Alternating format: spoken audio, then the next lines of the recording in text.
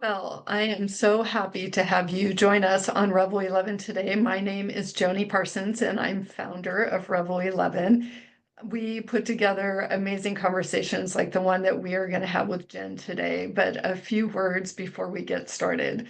Brene Brown calls midlife an unraveling. I experienced an unraveling many years ago and wondering in my journey who I was exactly without my title.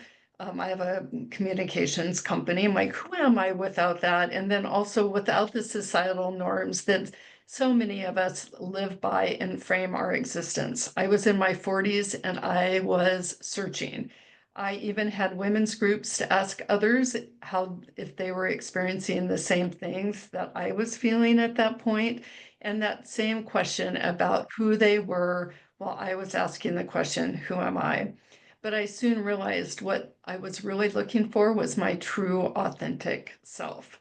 That's why I'm so excited about this book, which I did not have when I was going through this, by Jen Berlingo, called Midlife Emergence: Free Your Inner Fire. She talks about unfurling and unleashing our inner truth because, as Jen says, we're authors of our own life. Each chapter talks about things like quaking within, becoming visible, reclaiming the wild, and who doesn't want to do that, and welcoming the mystery, and so much more. Jen is a midlife coach, a licensed professional counselor, a nationally recognized art therapist, and a master level Reiki practitioner. She has helped hundreds of women through life transitions. She's experienced her own passage through a fiery midlife portal where she fully stepped into her queer identity. She was inspired to write Midlife Emergence to help others traverse their midlife journeys. Welcome, Jen. I'm so thrilled to have you here today. Thank you so much, Joni. Thank you. It's really good to be here and just be with your community. Thank you. Well, let's just first get started by I'd love for you to tell us a little bit about you and tell us just about a little bit about your life growing up and then kind of what, transpired for you. Sure. So you went through my professional background and my bio, but a bit about my personal background. I was born in the mid 70s in the Southeast US and Virginia Beach, which is a fairly conservative military town. My family was very loving and well-meaning, but there was this well-carved groove of, well, a lot of the isms, but definitely of heteronormativity and internalized misogyny and just these messages of what a good girl was, that good girls are seen and not heard, and don't rock the boat and get straight A's and don't be too sensitive. And so I just Thanks. did, what was expected of me, and I did all of those things. I suppressed a lot of, I think, what was truly who I was, just to be an easy kid, and to be a good girl. And I also knew from a young age that I was queer, and I didn't have language for it because I didn't have any exposure to queer community in any way other than slurs, honestly, in the 70s, 80s. And, but I did what was expected, and I ended up dating boys and eventually men, and I married a man at 27. I had a baby at 31. Um, and in that time, and I think largely due to the type of upbringing I just became really interested in self-inquiry work and really learning about myself deeply and engaging with others in a way that was really meaningful and deep. So I have had over 20 years of experience guiding therapy and coaching clients through transitions. But when I entered my 40s, I just entered this really transformative passage, and I decided to write about my experience. And I started to write about it in snippets on Instagram in a really raw way. And a lot of people commented and DM'd me saying this should be a book. And I had always wanted to write a book. So I was like, maybe this is that book. And I just really wanted to help midlife women. Um, go through their own unique midlife passage. They're all different, but there is this commonality in what we do with our cultural, familial, and social conditioning that we have built our lives on in the first half of life, and how we unpack that, or we're really called to unpack that in midlife. It is actually a developmental milestone. And just there's this beautiful unexpressed part of each one of us that feels like it's longing to be set free. And it is really difficult actually to acknowledge that, and even more daunting to act upon it often. Because, like me, most of my clients are recovering good girls or former people pleasers, and they've done all of the right things. And they've met the expectations of the life that they feel like they should want. And often they come to me feeling like they're still unsatisfied. Um, but there's a fear that making changes can be disruptive because the stakes feel really high when you're in midlife, because you're deep into your career, mortgage, relationship, parenting, taking care of elders, The you know, whole that's laundry list. right, all the things that we all do in midlife. And we don't have a lot of roadmaps or cheerleaders that are helping us to unfurl into more expansive and aligned ways of being. Um, so we kind of stay in that homeostasis sometimes. So I just felt like in sharing my story and in doing the work that I do, I can help to normalize some of these feelings for people and to be that cheerleader for them to actually step more into the core of who they are. I love that so much. And I want to ask the audience, while you've just done that beautiful intro about yourself, is that we all have our own journeys. And we'd like to know a little bit about you as far as what inner fire are you ready to release, express, or live into? So if you could put that in the chat, we'd love to know, like, what's burning inside of you. Jen, there's everybody has some yearning to, come out of their shell or to be someone they always knew that they were, like you did. You knew you were queer from an early age. Mhm. I've always known I've been a very creative person, and I was sometimes have felt trapped, in this career mindset that I've always had. So Dr. Jane said to let go of the beliefs that were never mine. Yeah. Love that. Oh, that's so strong. And Laura Lee, stop being a caregiver, which so many of us are taught to be caregivers. I took care of my mom and my grandma for years and years and years. So I'm Yeah. sure more people, Kimberly says, I want to be of service to others after years in the corporate world. I've become aware in the past few years that I have an artist inside me screaming to get out. Me too. Me Uh, three.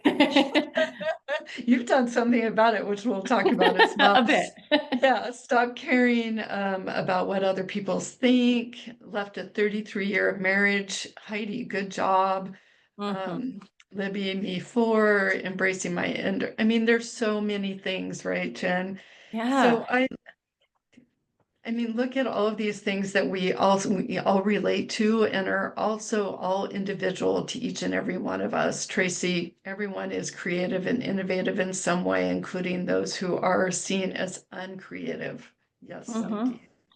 Yeah, and So I I think that we all have these things. Like for me, yeah, the queerness was a piece of it, and in my book, it's not completely about that. But there's so many aspects of self that sometimes we have the message they're subversive in some way. Like my spirituality was more woo-woo, I guess, than like a Christian upbringing would have liked for me. Like there's so many, like career-wise, I wanted to do something creative and non-traditional and not work in an office, and so I think all of us can relate to like yeah, some aspect of self that is really longing to be met, seen, known, heard.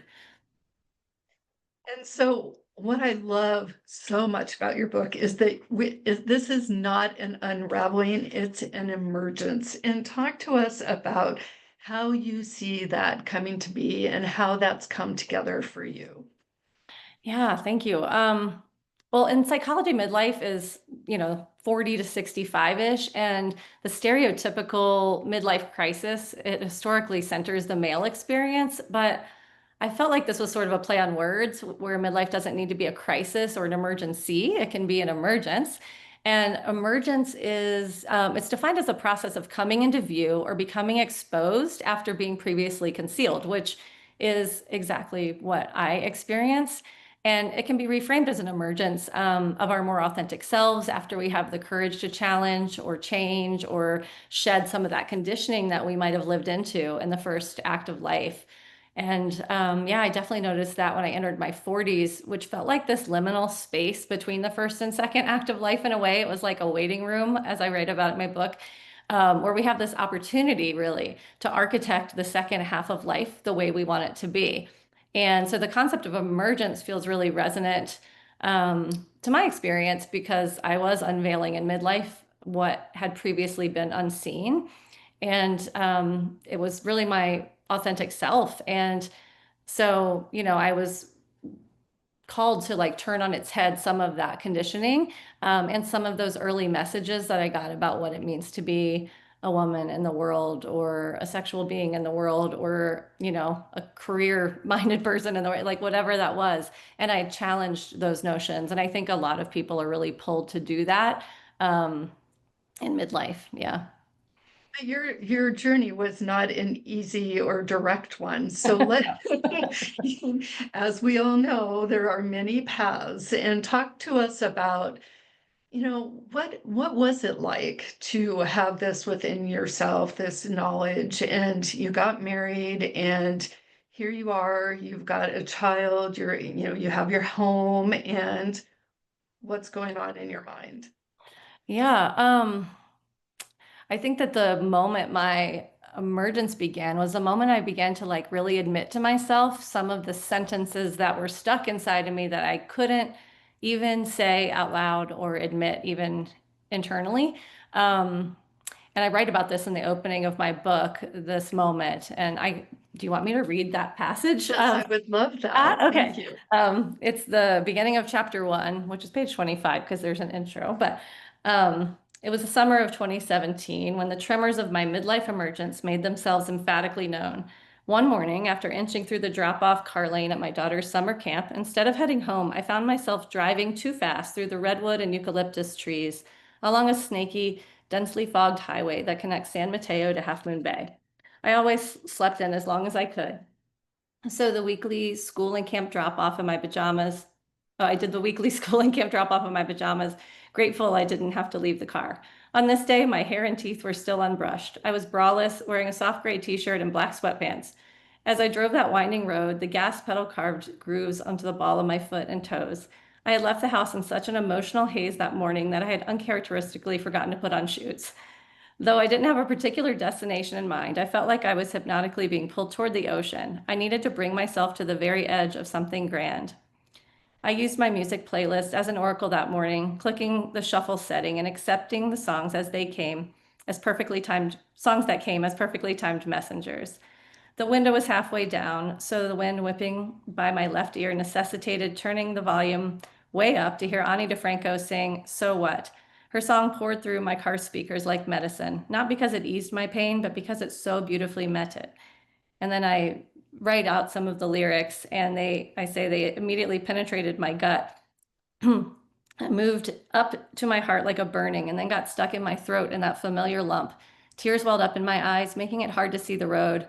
I turned onto a State Beach parking lot to reorient, my car now facing the Pacific Ocean. I stared blankly at the pale gray sky, the dark gray ocean, the flat gray sand.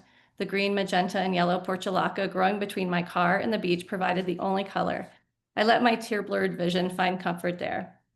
While sitting saltwater face to saltwater face with Mama Ocean, listening to Ani DeFranco croon about her fair little secret, I felt something hot start to crack my inner walls. For the past several months, I had become unbearably restless and inflamed, figuratively and literally, but I feared looking too deeply underneath because it might mean I would have to muster enough bravery to completely change my exquisitely beautiful life, a life where I was so very loved by people who felt like absolute home to me, my husband and daughter, a life that felt as cozy and secure as a blanket fresh from the worm dryer, a life that I was terrified to lose.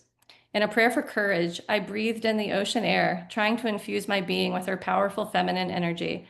I finally allowed silent sentences to escape the pit in my stomach and burn their way up through my heart and throat until the words finally formed in my mind. I whispered my secrets to the ocean because I knew she could hold them until I could set them all free. I confessed to her that it was time to bring forth my lifelong, unfulfilled desire to be in an intimate relationship with a woman.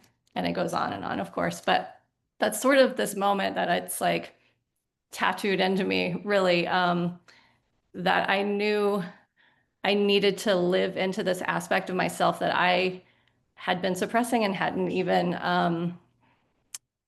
I felt like I was walking in the world not as myself because I was always mistaken for heterosexual because I was married to a man and, walking around with him. And I know that there's some privilege and protection in some ways in that, but I really felt like I was abandoning myself all of the time. And my husband at the time, Craig, had known I was queer since the day we met. Really, I think that's the first conversation we had.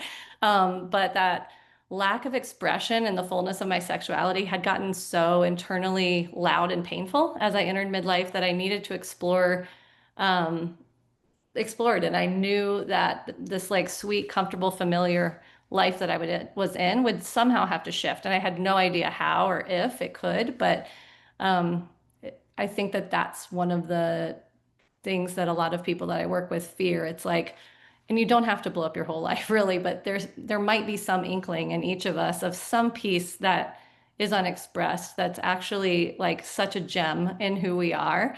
And bringing that forward doesn't have to mean, you're going to blow up everything.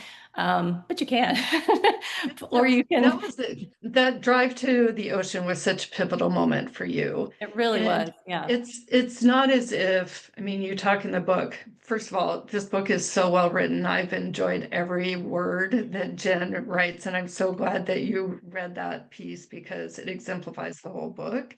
Thank Um, you. but I think that, that we all have, we have moments in our life where it's like this aha pivotal moment, and that's so real. And it wasn't like the next day that you came back and made these changes. Talk a little bit more about, what some of the steps were that you took to start really feeling like who you were and are as your true self. And how Yeah. long did that take? Because I think sometimes people think that it's gonna, okay, I've had this aha moment and then Right. tomorrow it's gonna be different, but No. what happened? I mean, I did actually take action that evening after our kid went to bed. And I used my child's non-binary now has come out since my book came out. And so I use they, them pronouns and say kid. So just to let you all know that. Um, yeah, they went to sleep and I initiated a conversation with Craig and just said, this is up, this is really loud inside of me right now. And he said, I knew I didn't think this would be an issue until it is, and here it is, and we'll work on it. We'll be with this together. And he was super supportive of that, which I know is rare in a lot of cases. But I feel like it took so many conversations and so many iterations, I think, of what we were going to do and be and how to move through this. At the time, I was also shifting career location. We were in the Bay Area, about to move to Boulder. We were making a 1-year plan to move to Boulder. I was shifting from being a therapist to being a coach. I was just making a lot of changes and I was feeling like I was moving more toward myself. And it really took a while.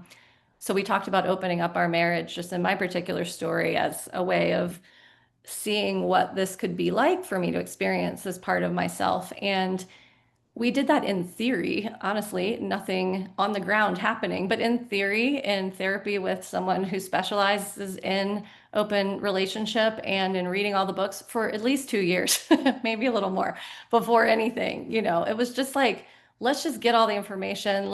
And that even that freed something up in me to know that I wasn't alone in it. I told one other trusted person, him, and we were in it together to figure out what to do next. So it was like, I think that that's a really great first step, I think, is to whether that person's a coach, a therapist, a partner, a friend, someone really trusted to just be able to even like whisper that secret to, right?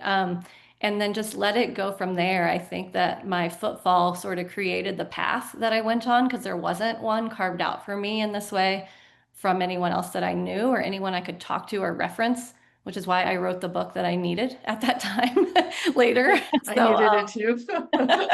yeah, I was like, what happens with this now? And yeah, so I think that that was sort of how that emerged, and it took a while. I will be 50 at the end of this year, and that was when I was 42. Got divorced. Gosh, it's hard to say. Like 45, I think we separated. 46, got divorced. So this whole decade has really been um, more of a slow burn, toward that like transformation that I was making in my life. And you also talk about the importance of voicing, beyond the two people in your Yeah. life, but eventually your girlfriends, and how you relied on, being seen and stepping into this new power of you. Mhm. Talk to us about how that journey was and how that's evolved over the years. Sure. Yeah, I think that like I said, the first step felt like a private one Mhm. with me, and then a private one with me and Craig. And then it was like, okay, expanding that out in safe circles. And I happened to have a really tight circle of best friends who all went to school with me for therapy. So they're all therapists too, which is like kind of a bonus. That helps. Yeah. And so, I was disclosing to the circles where I felt like I could speak my truth and not be judged, shamed, and it really helped me to not feel as alone. I had, like I said, a therapist with Craig, and I had an individual coach. And all of that felt imperative, I think, to getting through the tumultuous changes that I knew I had to make. Like once I saw that, I couldn't unsee it. A friend of mine who was in a similar situation was like, I feel like I've swum out into the middle of a lake and what can I do? Like I can't see the shore on the other side. I don't know what I'm going toward, but I can't turn around and go back to my old life. So I'm just treading water here. And I was like, that's such a good metaphor. I totally felt that That's way. a great metaphor. It is. I was like, yeah, all you can do is keep swimming to the other shore, right? Even though it's like a mystery as to what it will be. I had no idea.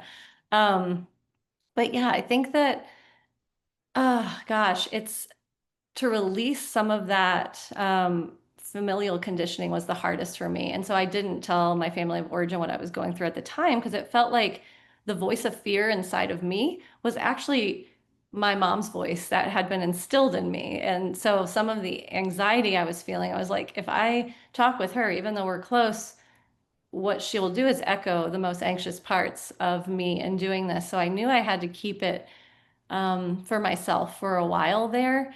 And it feels like, I don't know, I I think just somebody said Dory, kind of like Dory, just keep swimming, swimming. totally right. I'm not the greatest swimmer either, but I did it. Yeah, there's this quote in my book from Bethany Webster that I love that says, for daughters growing up in a patriarchal culture, there's a sense of having to choose between being empowered and being loved. And I feel like a lot of women who grow up in Gen X and earlier, and maybe other generations even after, can relate to that. And so it felt like in midlife, I no longer had to choose between being empowered and being loved, which is such a common childhood survival strategy that I had. But breaking out of that, I mean, it's been painful and it's been healing both because it's messy to pick apart like pieces of who I am and what feels pure and true, and which interjects, which are really just the messages we get from outside, usually from our caregivers, which ones are interjects and which ones are my own truth. And for me, it really involved getting as quiet as I could with myself. And midlife developmentally and developmental psychology, it really invites us to step beyond the conventional identities that were advocated by our families or social groups, and take a risk of listening to that quiet inner voice and truly following that, even if it means jeopardizing connection or belonging or acceptance. And it doesn't have to, it just feels like it might. It feels there's a lot of fear in that we won't be accepted or belong after. Oh, this so resonates with me. And I know that, like Claire Yeah. says here, empowered versus loved, it really resonates. And so everyone has their path, and you talk about untaming yourself. And were there other things that you did to like reclaim your wild and step into that would help many of us? I mean, I feel like I'm still on my own journey here of emergence, but like, what does that untaming feel like? Like, I know that Yeah. you like it takes a period of time, but what were some other steps that you took besides, looking at, how we grew up? Did you challenge yourself in different ways, or Yeah. what was that experience like? Um, yeah, it's funny the word untaming because a lot of us know Glennon Doyle's book Untamed. It came out actually the spring that I was already well into writing my book, and I like the day it landed on my doorstep, I devoured it, and I was like, "Oh no, she wrote my book!" But of course, she didn't write my book because she's Glennon Doyle and she has a totally different life and story. But yeah, she talks about untaming and uses this cheetah metaphor. That's great. For me, it almost felt like not a choice. So, I mean, to be honest, like my midlife emergence felt like and is also like the midlife crisis emergence can be seen as a second adolescence. So in adolescence, we individuate from our primary caregivers, usually our parents, and we do this rebellion thing, right? And in midlife, in the developmental cycle of life psychologically, we are experiencing a second round of individuation. And this time it's from culture and society. It can also include your family. But so I had this like fiery part that kind of just wanted to turn everything on its head that I knew.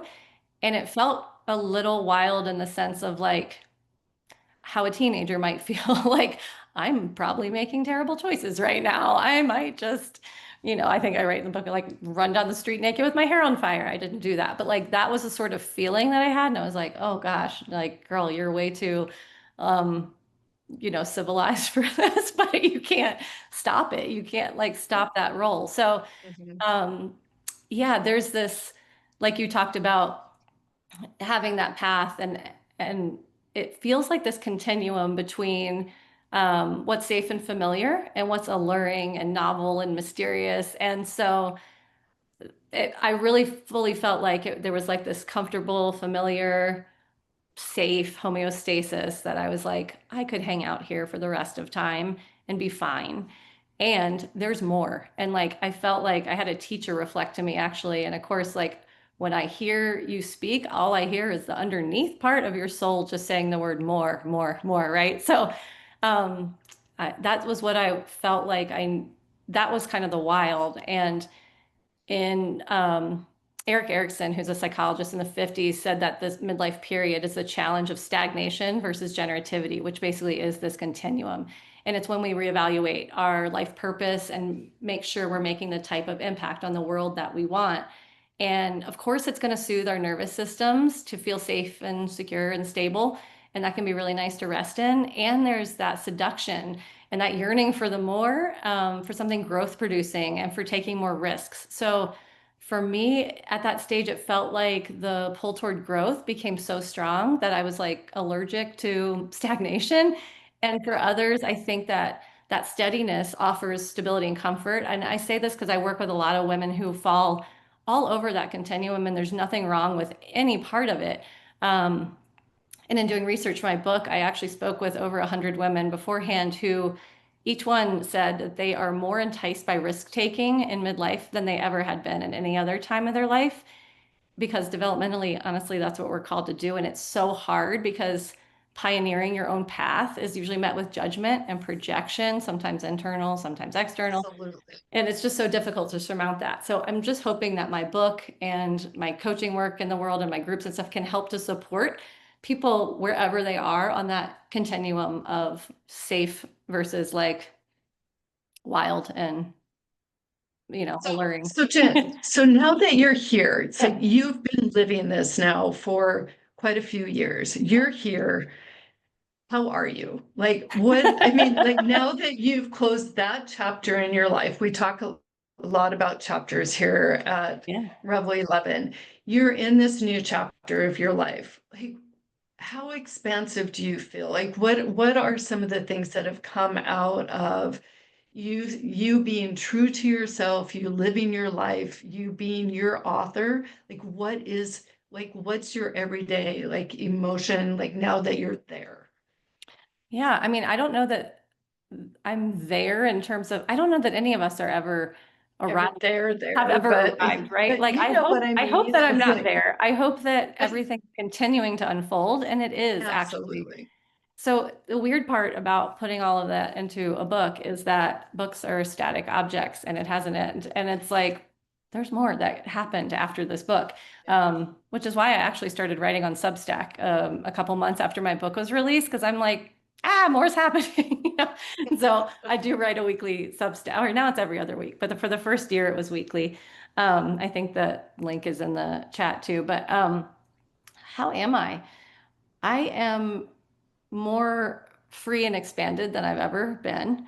I am not free of the human feelings of like sadness, grief. Actually, I would say grief. Yeah, I mean, I think there's like a wholeness of emotion, and I value that. It's like I talk to my mom, she's like, I just want you to be happy. And I'm like, that's actually not my goal. Like my goal is to be whole. And so that means experiencing the grief and the joy, experiencing this full spectrum of human emotion. And that's where I am. I'm not um letting things just rest under rocks. I'm turning over every rock and looking it in the face, even when it's scary and even when it is sad. And to let you know, like where I am now in my personal life.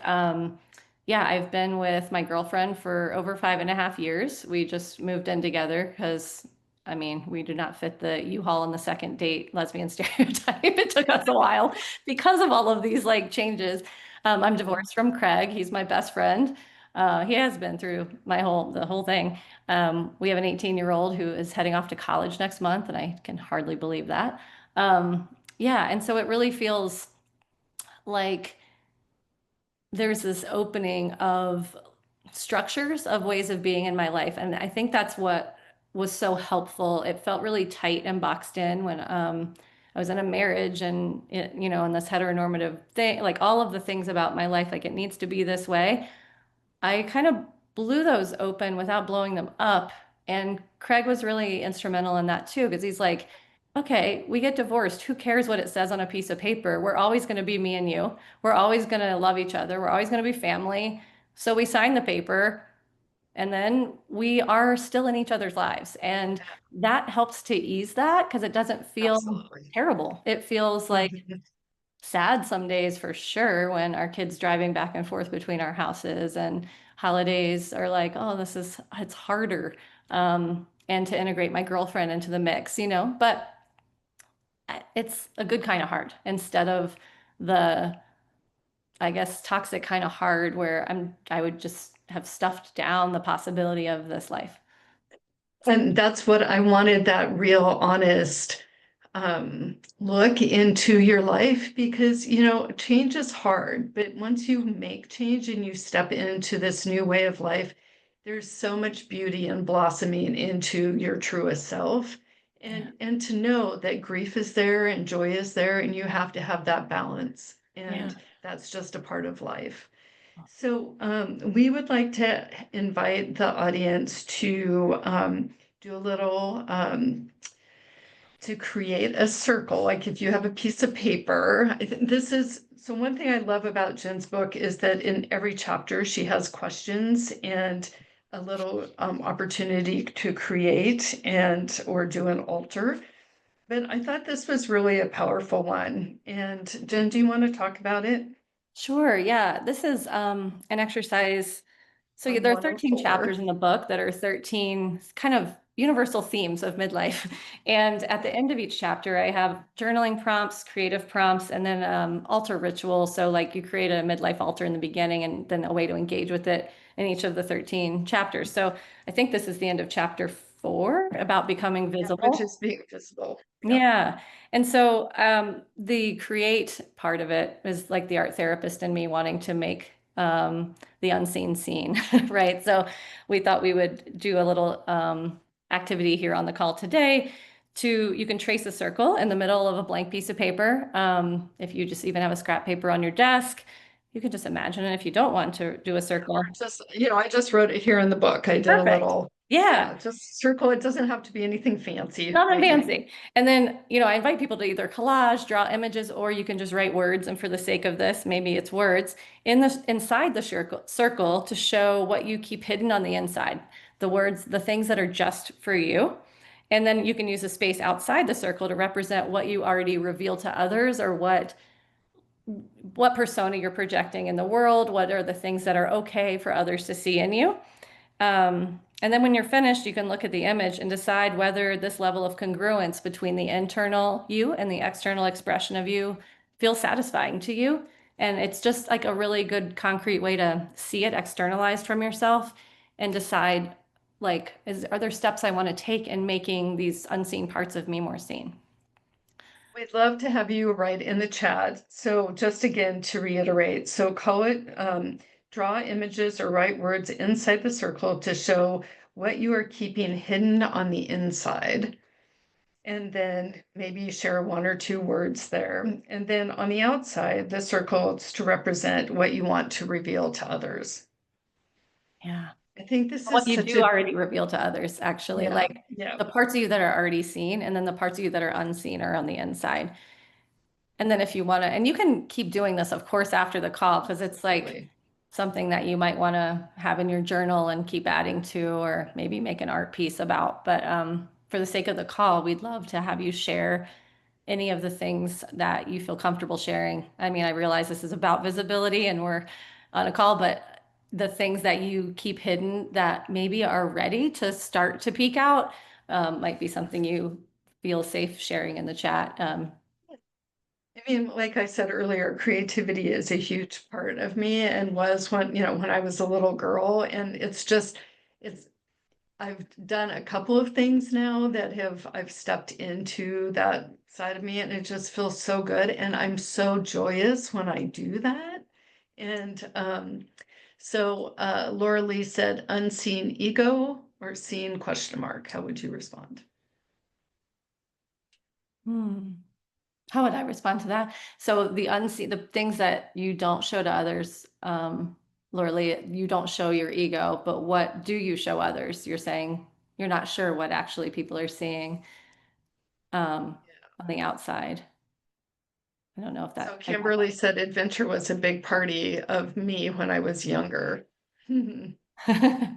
I like that. I think Yeah. party might be a typo, but I actually like a big party of me. A That's big, great. oh yeah. I mean, I was like, I was reading that. I just read it without thinking Oh, about I it. love So it yeah, though. I was like, yeah, big That's party. great, Kimberly. A big part of me. Yeah. Yeah. For me, For me, what's what's hidden? basic? Oh, go Oh, ahead. sorry. Is any negative trait like anger or rage. Oh my gosh, I so relate to that, Allison, because I think as women, we're socialized that anger is not, polite or like ladylike or whatever, at least for me. And so a lot of times we turn our anger into sadness or we mask it with something that's more socially acceptable. So, gosh, yeah, having a way for that anger to be seen and expressed, at least to get it out of your system, whether that's through words like writing, through art, through conversation. I feel like that's, yeah, very healthy to recognize that. Sam says stubbornness. I wonder if that's seen or unseen. Libby, I've done a lot of work over this in the past few years. I feel like I've made great progress, but mm, oops, just came up was that I still don't really let my anger show more externally in the world. Yes, it's so true. Sorry for the typo. Oh no, it was funny, Kimberly. Um, Meryl, I'm single, hetero, and don't want to have sex anymore.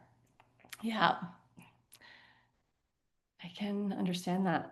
Yeah. Libby, yes, I was always told to be disagreeable. Yeah. So many things that we were told to be when we were little. And, one of the things that happened in my childhood was, I was always shut up and, not allowed to speak my truth. And I find that hard now. I'm with a partner who allows me to have my voice, and he's been great at like, oh, I can have a voice and be seen because that was so not a part of who I grew up with. There was always the shut door or the silence, and that just keeps going again and again in your life. It's like I've been uncovering my truths for the last couple of years, finding that I'm still hiding so many things. So this is so resonant with everyone. Yeah.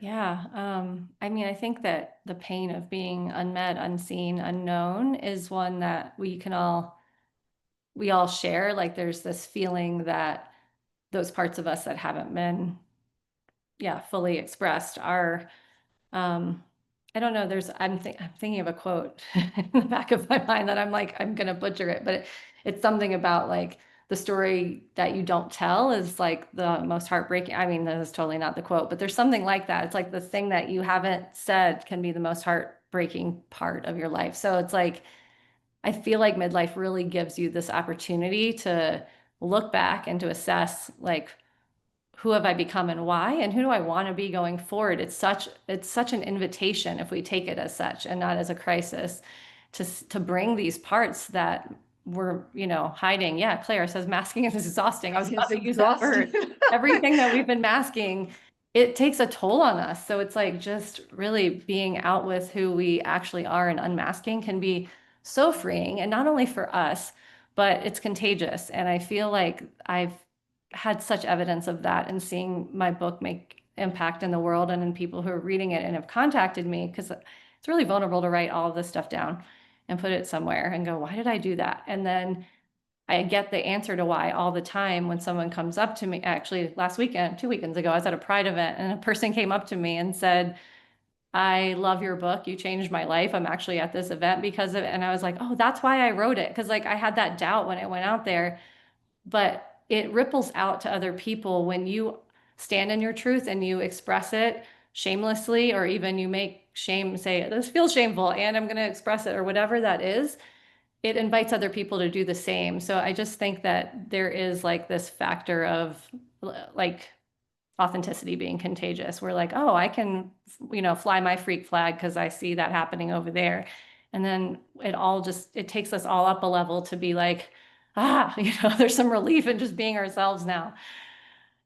Yeah, Yeah. and I think that can work on so many different levels. And somebody recently said to me, it's like, what are you doing in that photo right there? You look so joyous. I mean, Mm, what is happening? And it was in a photo where I was being creative and living, the life that I wanted to live. And, it's like that was such a reminder to me. It's like I need to live that way more authentically on a day-to-day basis. And like, okay, that's a part of me. But we forget. I mean, we get so much like into the to-do list that we discussed early on. It's like, okay, we're checking this off and making sure, the house looks good and all of these things instead of living into our true authentic lives. And I'm just so grateful that you wrote this book, thank you. Jen, and that you're shining your light so that others can shine theirs. Thank you. Yeah, that's really what it's become. Like I really went from the fear, like I said, of putting it out there. Like the morning it came out, I was like, what have I done? And then I started to see what I've done. And it's not like I did this because I have been set free by so many other people sharing their stories that like memoir and self-help are my favorite genres of book to read. So I combined them into a teaching memoir and had some of my professional, voice in it around the psychological aspects of things and art therapy activities and different stuff, but also the personal, the memoir aspect, because I feel like I had this quote on my wall the whole time I was writing, and it's framed over there. I haven't hung it up in my new place yet, but it says, "The stories we are ashamed to tell are the ones that set us free." Um, and I do think there's just this element of catharsis in that. And just it was very healing for me. And it's really nice to see that coming back. And I just love being able to I love inviting other people to tell their own stories too, because that is freeing for everybody. I mean, yeah, it's definitely, like I said, like a contagious thing to really Yeah. have our truths be seen and told in safe places. So Sherry said, I reread all of my journals to reconfirm that the pain and experiences were real and leaving was an act that would allow me to live authentically. Mm, It's yeah, so it's so beautiful. And journaling helped me a lot for the same reason we tend to forget the bad stuff as part of survival, but survival is not thriving. I so agree And with that. Yeah, and it's our birthright to thrive and to live into our true authentic self and to be real to who we are. And once we're real to ourselves, then we can show up in the world whole. And, and knowing that there's always juxtapositions in life, but I just want to honor you for sharing your story. And what are some things that you would like to leave our audience with today? Well, as you were just saying that, I do want to share a way. I think that's really helpful for what you've just said about like bringing like saying what's true and admitting it to yourself first, and I talked about that earlier in myself, and it's actually one of the journaling activities in the end of chapter 1 of the book. And so I think it's just a snippet that I want to remind people is that whatever this thing is that you've been mulling over secretly, whether it's a relationship, a job, a move, a beginning and ending, sexuality, marriage, whatever that is, and you sit with yourself and call that up in your mind and in your heart and in your gut and listen really inwardly, you might start to hear those words, whether they're whispered or shouted or what. But then one of my very favorite journaling prompts is like, so you write them down. What are these words, right? And then you go a step further and you write, what am I still not saying? What am I not writing down? And that is the thing that's longing to be unearthed in midlife. And you already know what it is, actually, but it's just this process of getting yourself to admit that to yourself. So I just wanted to add that in at the end. But um, So yeah, I you give think, everybody permission in your book to be real and to be yeah. true to themselves. You invite that, and it's like, oh, that's me in there. Right. Yeah. And I want to say also, if you go to my website, jenberlingo.com, at the very top, there's a way to download the intro in chapter 1, which includes that exercise for free. And if you want to just take a sneak peek at the beginning of the book and see if it's for you, that's there. And you actually can get the first journaling, art, and ritual prompts, for free from jenberlingo.com, which we can put in the chat. Yeah. And So we'll send that, yeah, we'll send that out to everyone as well, just so they get it in the follow-up email. But great. Jen, thank you so much for joining us today. And again, I'm just going to say I love this book so much. Thank And I you. really encourage you all to order it and read it and thrive and to step into your true authentic self. It's the Thank you. most beautiful invitation that you can give everyone. So thank you, Jen. Have a great day today, everyone else. We look forward to seeing you soon on Rebel 11 or in person here in Seattle, but check out rebel11.com. Thank you. Bye, Thank you, everyone. everybody. Thank you.